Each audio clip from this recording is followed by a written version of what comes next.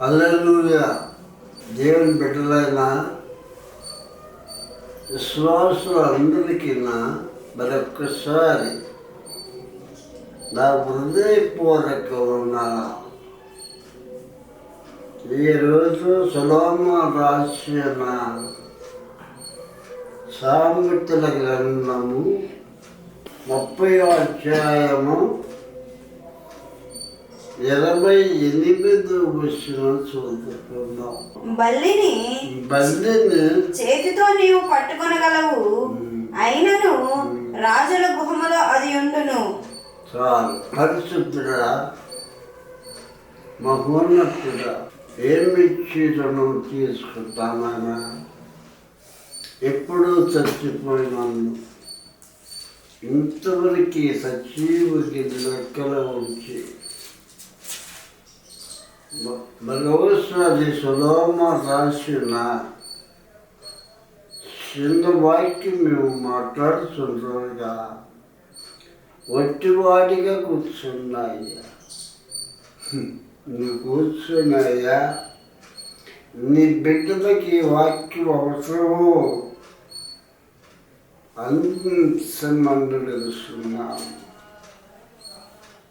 సహాయం చేసి మహిమ తెచ్చుకోమని యేసు నామం అడుగుతున్నాను తండ్రి. ఆమె చక్కగా ఉంది. సొలొమోను రాసినట్టు గ్రంథంలో ఒక మాట రాశాడు. ఏమని రాశాడంటే, బల్లిని చేతిలో పట్టుకుంటావని అది రాజ్య గృహంలో ఉంటుంది అన్నాడు. బల్లికి 3 లక్షణాలు ఉన్నాయి. 3 గురించి మాట్లాడుకుందాం. ఒకటి, పైకి వెళ్ళాలి తాపత్రము. 2, బల్లికి నిలువెల్ల ఇష్టమే. 3, రాజగృహంలో ఉండాలి దాని ఆశ. మళ్ళీ చెబుతా, మళ్ళీ కింద నుంచి పైకి ఎక్కి దాదాపు నది కొప్పు మీద వెళ్ళాలి ఆశ. మనకు కూడా మళ్ళీ కింద నుంచి పైకి ఆశ ఉందో, ఇడుస్తున్న నువ్వు నాకు భూలోకము నుంచి పరలోకముకి వెళ్ళాలని ఆశ ఉంది. ఈ అంశంలో పల్లి ఒకసారి నేను ఒకప్పుడు మా దమ్మ ఊరికి గుడ్డిలో ఉండేవాడు. నా తండ్రి ఈనాడు నాకు చిన్న బిల్డింగ్ ఇచ్చాడు. ఒకరోజు నా పంచలో కూర్చొని ఉండగా, మరి ఎప్పుడు మొదలుపెట్టిందో నాకు తెలీదు, ఆ బల్లె కొంతదాకా పోయి అక్కడి నుంచి కింద పడిపోయింది. నేను చూస్తున్నా. అది పడ్డప్పుడు ఏం జరిగిందంటే, ఒళ్ళంతా దెబ్బలు వచ్చినాయి. ఆ దెబ్బల్లోంచి రక్తం కాటం. ఆ రక్తం చూసుకోలేదు, ఆ దెబ్బలు చూసుకోలేదు. మళ్ళీ లేచి మళ్ళీ పైకెక్కిపోతుంది. రక్తం లెక్క చేయలే. రక్తము దెబ్బల్లా ఎలాగైనా ఎక్కి నడి పప్పు వరకు వెళ్ళాలని ఆశ. విశ్వాసులైన మనకు కూడా పల్లికి ఎలాంటి అనుభవంలో ఎన్ని శ్రమలు వచ్చిన దెబ్బలు కలిగిలా విశ్వాసులమైన మనము అలాంటి జీవితం కావాలి. అందుకని ఒక్కసారి వాక్యం చదువుకున్నాము. అపోస్తుల కార్యము 14:22 చదువుకున్నాం. శిష్యుల మనసులను దృఢపరిచి విశ్వాసమందు నిలకడగా ఉండవలననియు అనేక శ్రమల పడి అనుభవించి పరలోక రాజ్యానికి వెళ్ళాలి. శ్రమలు లెక్క చేయాల, దెబ్బలు లెక్క చేయాల. దానికి ఉన్న ఆశయం ఒక్కటి, ఎలాగనే ఎక్కి ఆ యొక్క ఇంటి పైన కూర్చోవాలి. అనుభవం. రెండో అనుభవం చూస్తాయినండి. 1 పేతురు పత్రిక 4:12-13 చదువమ్మా. ప్రియులారా, మిమ్మల్ని శోధించుటకు మీకు కలుగుచున్న అగ్ని వంటి మహాశ్రమలను గూర్చి మీకేదో ఒక వింత సంభవించినట్లు ఆశ్చర్యపడకుడి. క్రీస్తు మహిమ బయలుపరిచినప్పుడు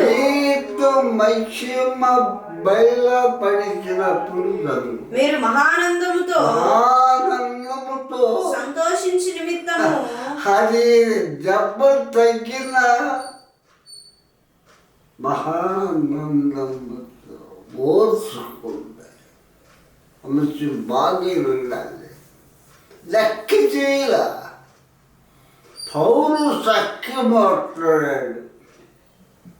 ఇంకో మాట అంటాడు. 1 పేతురు పత్రిక 4:16. ఎవడైనను క్రైస్తవుడైనందున బాధ అనుభవించిన ఎడల అతడు సిగ్గుపడక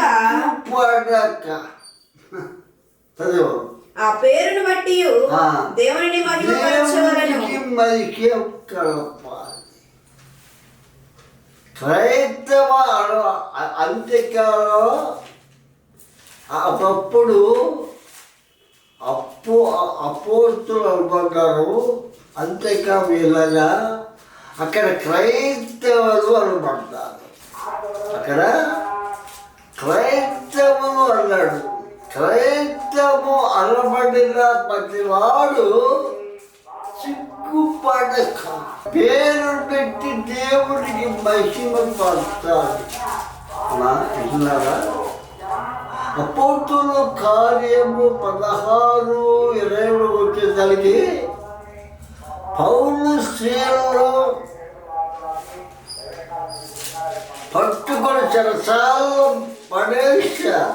కొరాతో కొట్టినప్పుడు శరీరం అంతా మళ్ళీ కింద పడినప్పుడు శరీరం ఎంత గాయాలయ్యిందో, ఎట్టగా రక్తం కాల్చిందో పౌలు శీల పడేసినప్పుడు అది దెబ్బలకి గాయాలకి చూడలేదు. రక్తము కాల్చుతున్న పాటలతో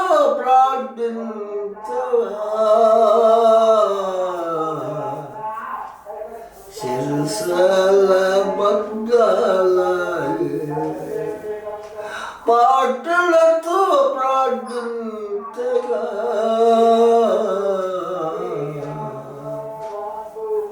శిరసాల బద్దాల యెహోవా నీ నామము ఎంతో బలమైనది, ఎంతో బలమైనది. దేవుడికి బిడ్డరారా, క్రైస్తవత్వంలో ఒకమందికి ఉన్నారా? నా సాక్ష్యం ఇప్పుడు చెప్పదు కాదు. ప్రభువు ఎదిగిన తర్వాత మీరు పడ్డ కష్టాలు నష్టాలు ఎన్నో అయినప్పటికీ వెనకాడక మత్తయి వార్త 7వ అధ్యాయము 13 చూస్తే ఇది ఇరుకు ద్వారం. అర్థమైందా? తర్వాత ఇరుకు ద్వారం అండి. ఇరుకు ద్వారం తేజ, ఇరుకు ద్వారం, దేవుని ద్వారం. ఇరుకు ద్వారం ప్రయాణమే యేసుని సింహాసనము, ఇరుకు ద్వార ప్రయాసమే. అక్కడకు చేరిన వారు సుఖల వలె ఉందురు.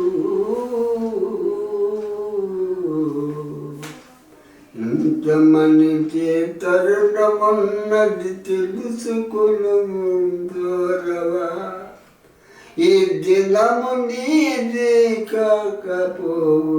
ఇరుకు వర్గ ప్రయాణమే యేసుని సింహాసనం, అతనే వాట బారని లక్ష్యము. అక్కడకు చేరిన వారు సుఖల వలె ఉందురు. అందుకని రోమీయులకు రాసిన పత్రిక 8వ అధ్యాయము 18వ వచనం చదువు. మన ఎడల ప్రత్యక్షము కాబో మహిమ ఎదుట ఇప్పటి కాలపు శ్రమలు ఎన్నదగినవి కావని ఎంచుచున్నాను. దేవుని కుమారుల ప్రత్యక్ష కొరకు సృష్టిగల ఇప్పుడు రాబోయే లోకముకు అది ఎన్నదగినది శ్రమలు. అందుకని దాని ఆయుష్ ఏంటంటే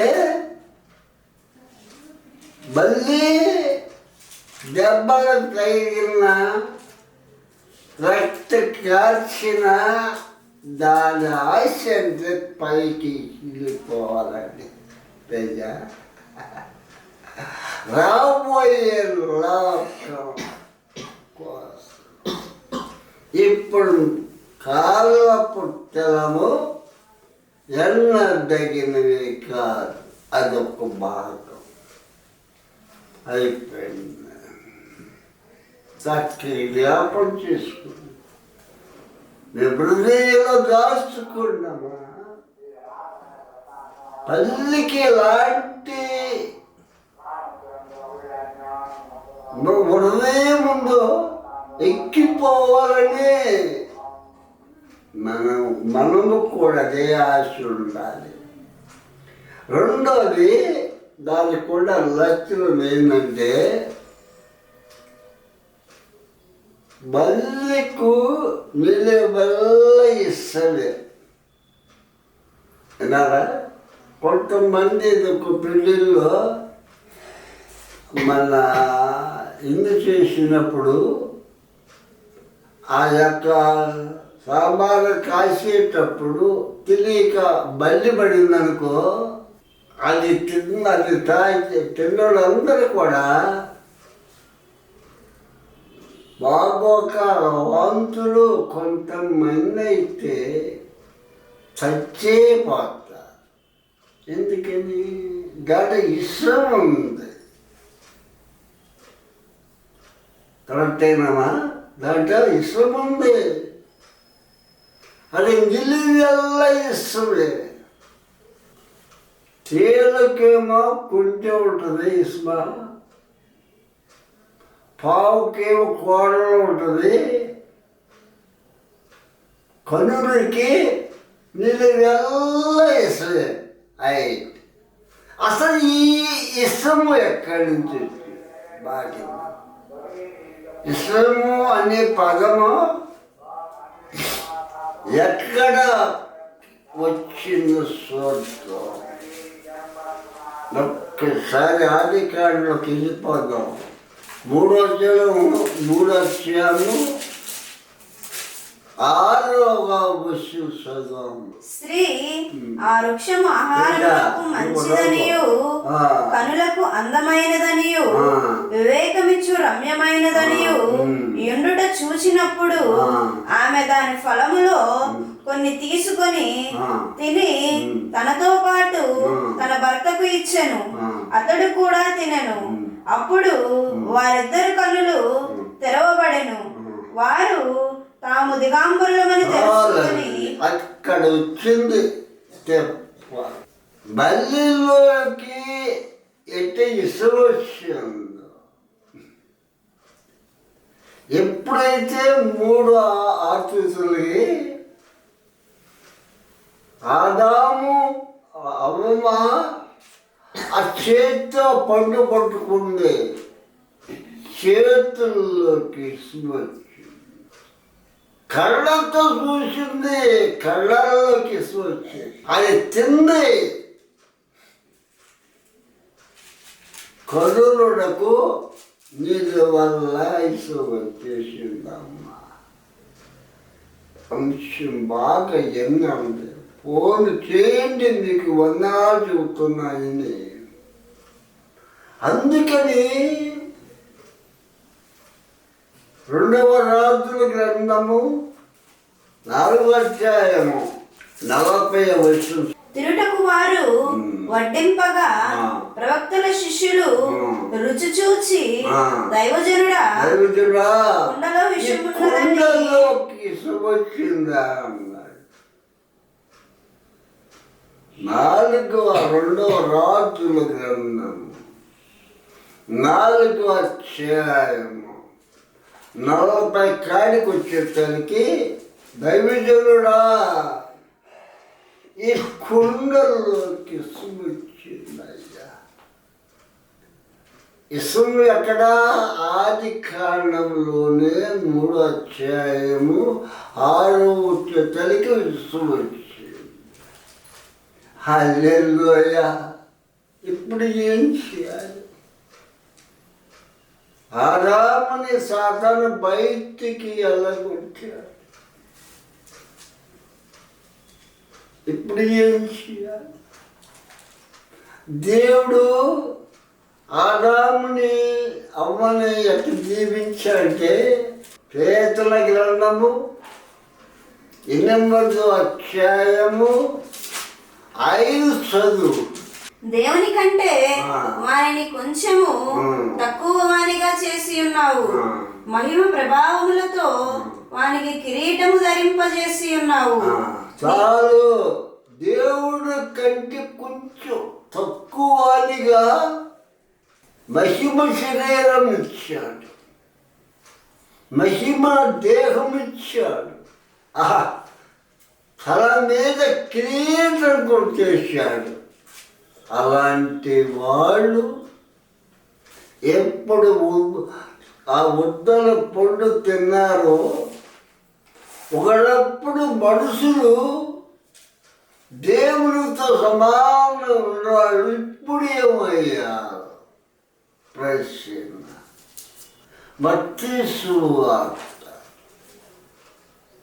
23వ అధ్యాయం 33వ వచనం.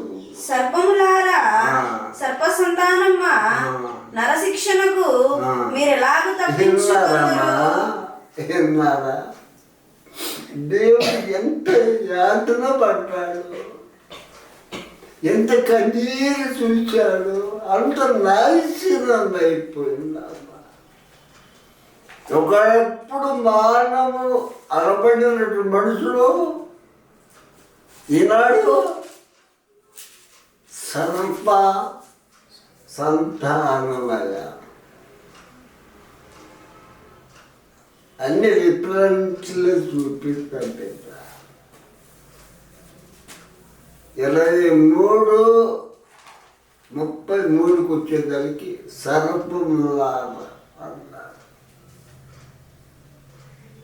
మనుషులే కానీ సర్పాల.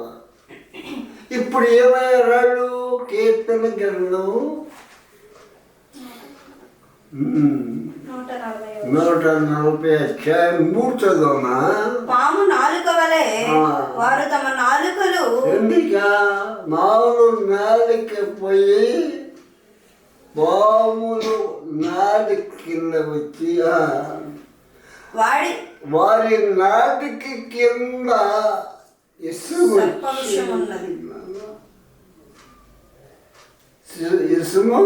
వచ్చేసి నా అంశంలో మళ్ళీ కూడా నిలువెల్ల ఇసుమ వచ్చేసి మనుషులు అందరూ మీద ఇష్టం వచ్చేసింది. దాన్ని పౌలు ఇంకా చక్కగా రాశాడు.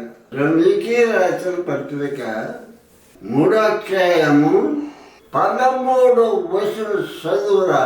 వారు గొంతుకు తెరిచిన సమాధి తమ నాలుకతో మోసము చేయుదురు, వారి పెదవుల కింద సర్ప విషం ఉన్నది. కీర్తన గ్రంథం 71:8. నీ కీర్తనతోను నీ ప్రభావ వర్ణముతోను దినమంతయు నా నోరు నిండి ఆ నోరుకి ఏమైపోయింది? నోరు ఏమైపోయిందమ్మా? ఇష్టం వచ్చేసి ఇష్టమో బాగా వినండి.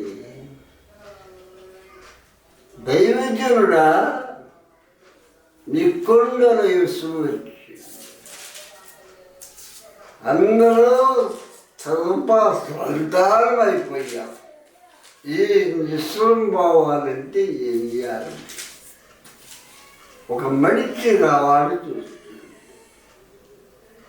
ఆ మడిచి ఎవరంటే చెబుతాయేనండి, ఆనాడు సాతాన్ని ఆదాము నిలబెట్టి నువ్వు మండి మీద పడతావు, స్త్రీ సంతానం నీ తల చెగతే అన్నారు. రోమి రాసిన పత్రిక 8:4. దేవుడు తన సొంత కుమారుని పాప శరీరము ఇచ్చి ఆయన శరీరం మానవుడిగా లోకానికి పంపించాడు. యెషయా గ్రంథము 7:7. యెషయా గ్రంథము 7 కన్యక కుమారుని అది బాగా పేరు పెట్టబడింది. ఎబ్రీకి రాసిన పత్రిక 2:14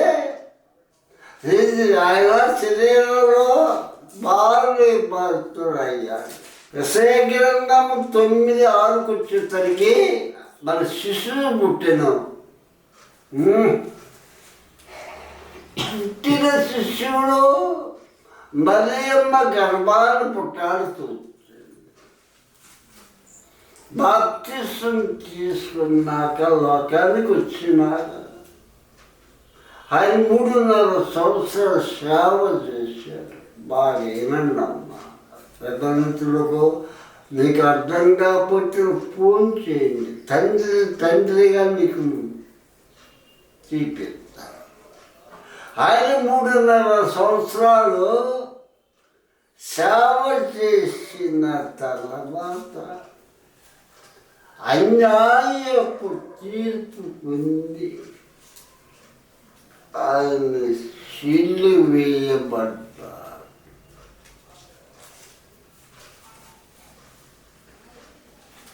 ఒకటి తక్కువ 40 దెబ్బలు తిన్నాడు మయ్య. ఘాటులు కిరీటము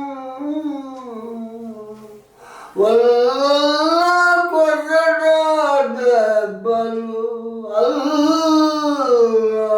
అల్లాడిపోటివా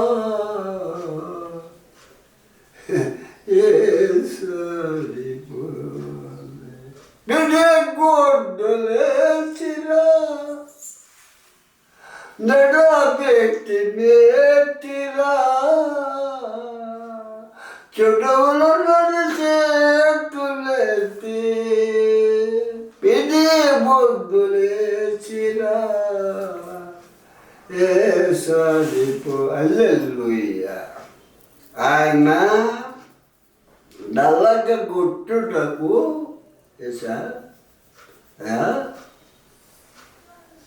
ఆయనకి ఇష్టమైంది. ఆయన ముగ్గురు చేత నలగొప్పట్టాడు. ఒకటి సాధారణ చేత, రెండు మనుషుల చేత, మూడు దేవుడి చేత నిలబడ్డాడు. అన్నమా మనుషుల చేత ఆయన నల్లగొప్పట్టాడు. ఎత్తైన కొండ మీద తీసుకెళ్ళి ఈ రాజ్యమంతా నీకు ఇచ్చగాని నాకు నమస్కారం చేయమంది. చేయలా. ఏ మనుషుల కోసం వచ్చావు? ఆడ చేస్తే నిన్ను నలగ గుట్టతా అన్నాడు. ఒకటి మనసు, ఒకటి సాతాను చేత, రెండు సిలువైంది మనసు చేత నల్లగొట్టబడ్డాడు. యెషయా గ్రంథం 53:10 చదువు. అతనిని నలుగుగా కొట్టుటకు యెహోవాకు ఇష్టమాయెను. చదువు. అతని నలుగగొట్టుటకు ఆయన నల్లగా కొట్టడానికి ఆయనకే ఇష్టమైందని ముగ్గురు చేత. ఇప్పుడు సాట అందుకనే యేసయ్యకినప్పుడు సాటాన్ని తన కాళ్ళ కింద కైబడ్డాడు. రెండు మనుషుల చేత, మూడు మనుషు అయినా ఆయన్ని నల్లగా కొట్టుటకు ఆయనకి ఇష్టమైంది. హల్లెలూయా. కొంచెం లోతుగా ఉంటుంది, నాతో రండి. అయితే దేవుడు రారా కారణము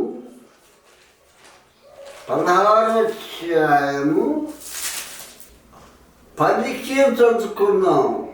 ఇశ్రాయేలీలు దాన్ని చూచినప్పుడు అది ఏమైనదని తెలియక ఇదేమి అని ఒకరితోనొకరు చెప్పుకొనిరి. మోషే ఇది తినుటకు యెహోవా మీకిచ్చిన ఆహారము. విన్నారా? దుర్మార్గాణము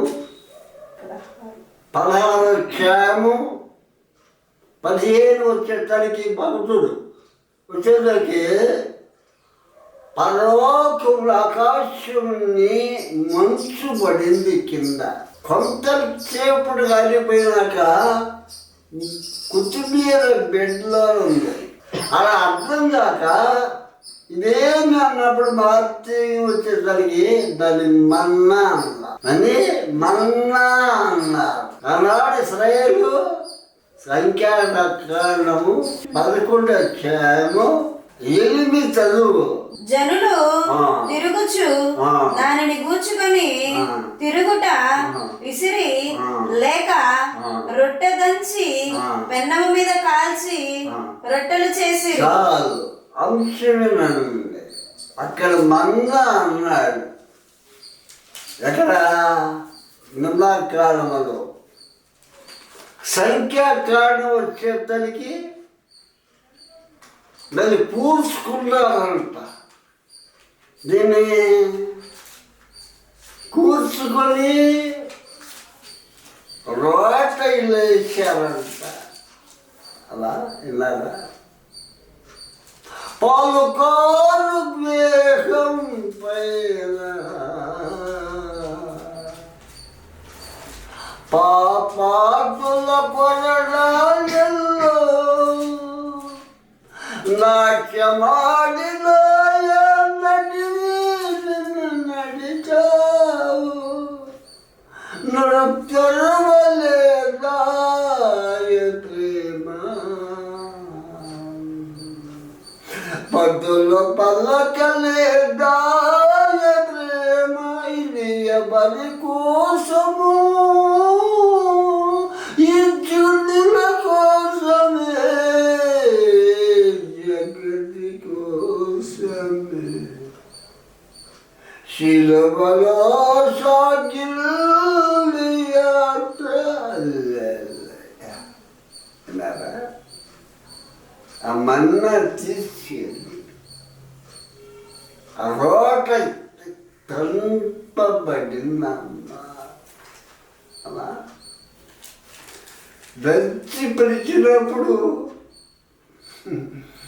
అది ఆకారమే లేకుండా పోయిందంట అమ్మా ఆకారమే లేకుండా పోయింది. యెషయా గ్రంథము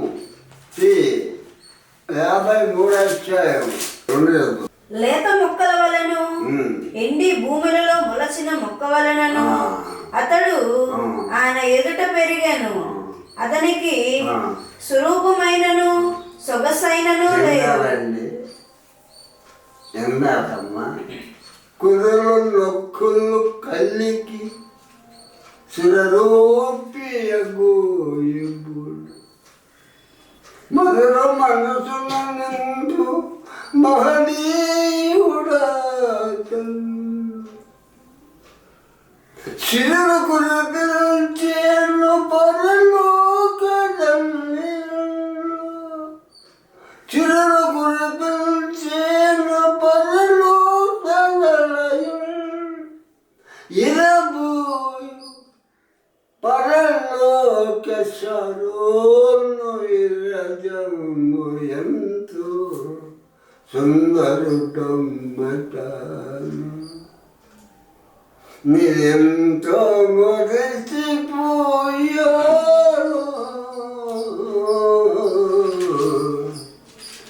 ఎంతో సుందరుడమ్మట అల్లల్లి పాలతో కడిగిన నయనాలు కలవాడు ఇలవగు రతంగాల ఒలిపోయిన కలుసము కడిగిన కలలాడు. Alleluia alleluia. అదికి స్వరము లేదు, సొంగు లేదు. అది మామ అది స్వరూపము లేదు, సొక్కలేదు. ఎప్పుడైతే నోట్లో వేశారో అది పిండి అయిపోయిందమ్మా. అమ్మా ఇమ్ముకిస్తున్నాను, పిండి అయిపోయింది.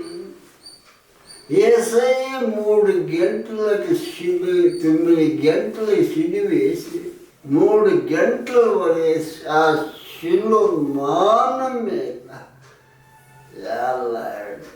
శిలువ మీద అందరి కోసము అలా గగనమందున నల్లికి నీరేడు ఇలా మానవుల పాపముల పోవలేను మలిగైన నీతనము కననైతి స్వామి కలలైనా కరుణించి కనిపించలేని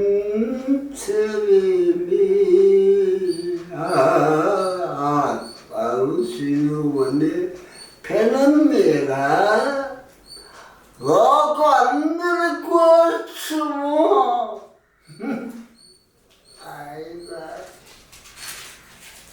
ఆయన పిండి అయిపోయాడమ్మ. అందుకని ఒక్కసారి చదువమ్మా. రెండవ రాజుల గ్రంథం 4:40. తిరుటకు వారు వడ్డింపగా ప్రవక్తలు శిష్యుల రుచి చూచి, దైవజనుడా, కుండలో విషమున్నదని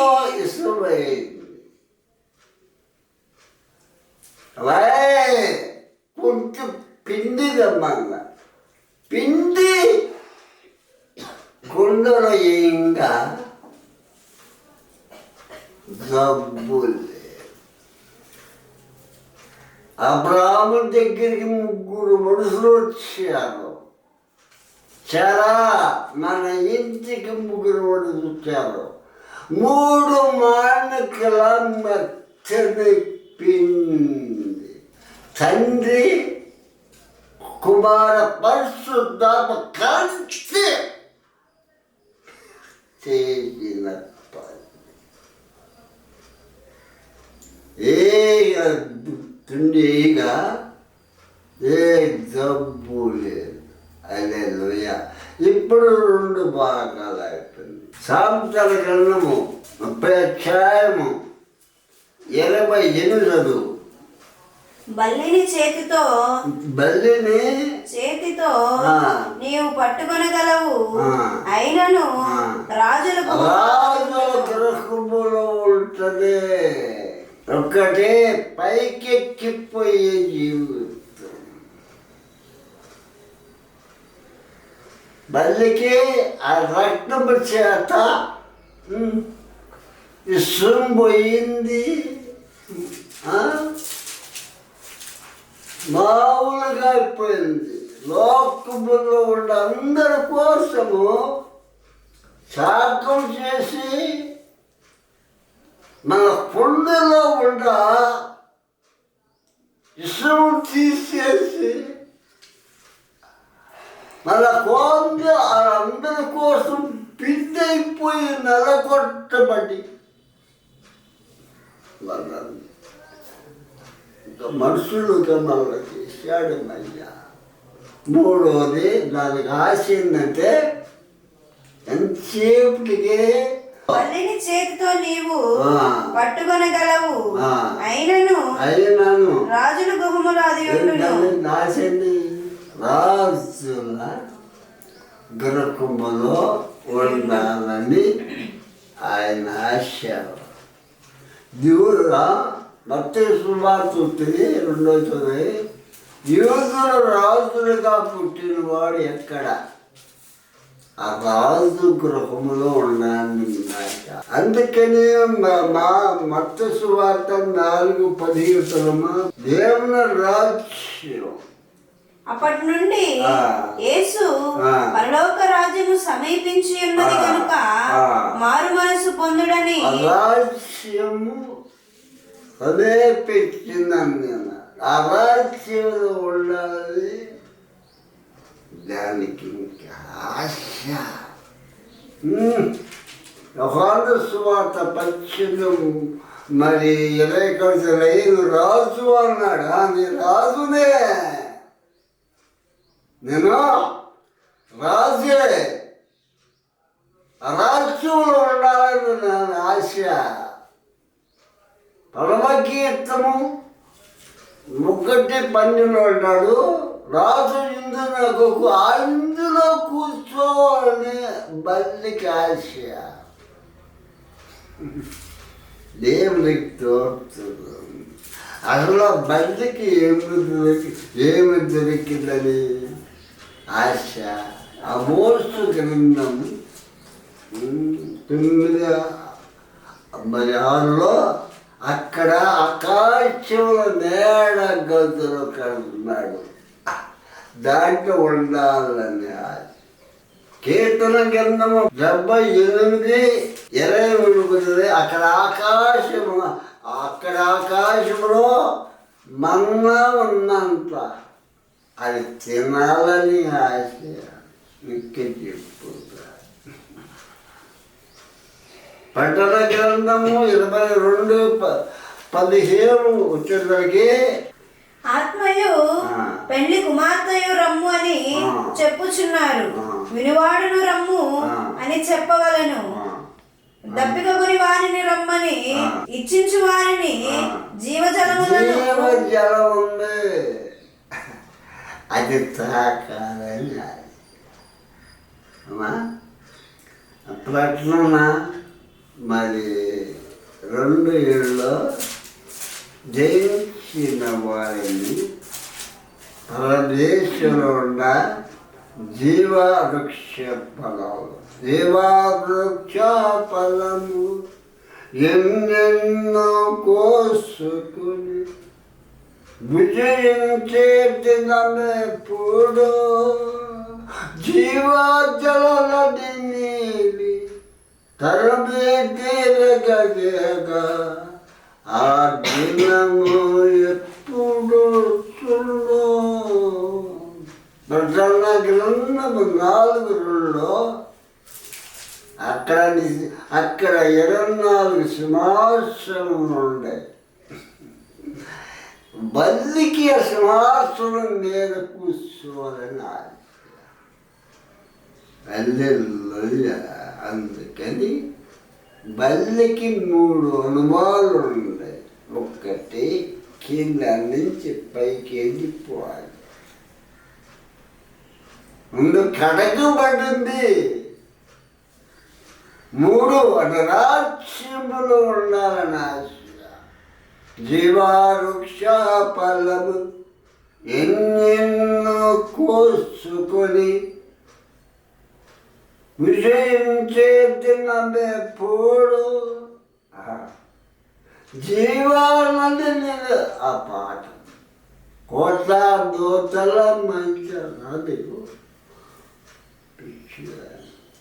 జీవవృక్ష ఫలము ఎన్నెన్నో కోసుకొని విజయించే దినమెప్పుడు జీవానది నీరు తనవే తీరగటాగే ఆ దినము ఎప్పుడు అందరికీ నమ్మండాల వాట మాట్లాడడానికి నా బిడ్డ చేజంతో సహాయం చేశారు. దేవుడు ఆడి కుటుంబానికి దీవించను.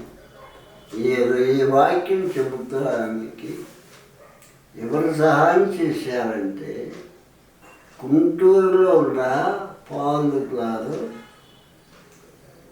సారోను.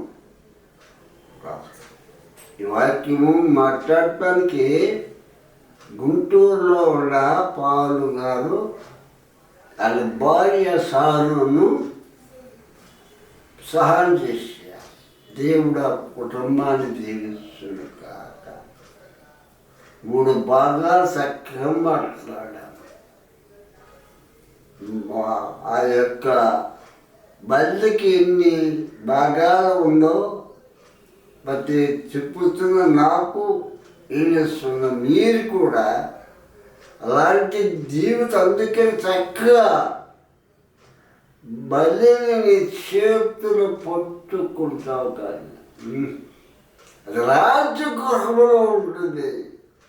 జ్ఞాని అయిన సులోమ రాష్ట్ర మాట అలాంటి భాగ్యం దేవుడు నాకు మీరు దయచేయును కాక.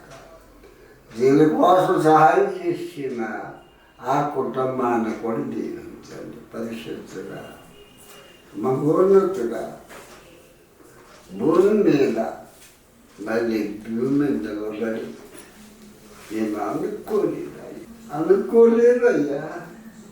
అయ్యా, ఎంత మంచి దేవుడు. ఈరోజు మాకు 2 ప్రసాదాలు నన్ను కూర్చున్న ఒకటి కలిసి వందరు మాట్లాడారు. ఇది నాయన బల్యను గురించి ఎంత చక్కగా మాట్లాడావో, దాన్ని ఎలాంటి లక్షణాలు ఉన్నాయో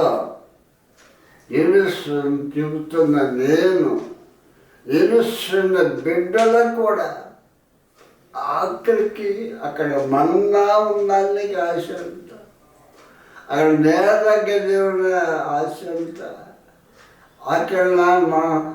అక్కడ జీవజల నదులు నేను ఆశ అంట. అక్కడికి నువ్వు కూర్చున్న శ్వాసం వల్లే నేను కూడా కూర్చోవాలని నా ఆశ అయ్యా. ఆ మందికి అలాంటి ఆశ ఏడుస్తున్న నా బిడ్డలందరూ దేవుడు మరలా ఆయుష్యం దయచేస్తే మరొక భాగంలో మాట్లాడటానికి దీనికోసం సహాయం చేసిన బిడ్డలను కూడా ఆశీర్వదించి నీ నామానికి మహిమ తెచ్చుకోమని యేసయ్య నామములు అడుగుతున్నాను. తండ్రి కుమార పరిశుద్ధాత్మ సహవాసం ఎప్పుడు ఎల్లప్పుడు సదాకాలం బిడ్డలకి తోడై ఉండును గాక. ఆమేన్ ఆమేన్.